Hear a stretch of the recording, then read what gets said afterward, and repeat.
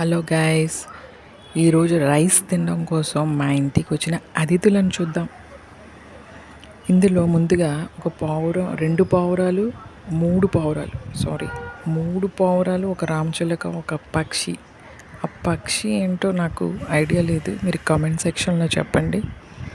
వచ్చి రైస్ తింటున్నాయి. తర్వాత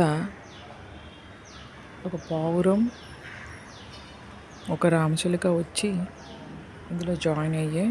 అవి జాయిన్ అవుతూ మాకు కూడా చెప్తే మేము కూడా జాయిన్ అవుతాం కదా, మేము కూడా మా ఆకలి తీర్చుకుంటాం కదా, పోనీలే మేము కూడా ఎక్కడ రైస్ వేస్తున్నారా అని చూసుకొని వచ్చేసాం.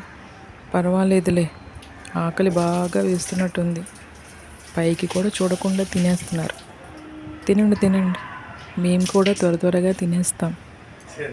ఎవరో వచ్చేలోగా మేము కూడా తినేస్తాం త్వరగా. బాగా ఆకలిగా, నా ఆకలి తీరిపోయిందే, నేను వెళ్ళిపోతున్నా. ఆగు, నేను కూడా వస్తాను, నా ఆకలి కూడా తీరిపోయింది, వచ్చేస్తున్నాను, ఆగు, అంత తొందరపడతావు ఎందుకు, నేను కూడా వచ్చేస్తున్నా, మన ఇద్దరం కలిసి ఎగిరిపోదాం.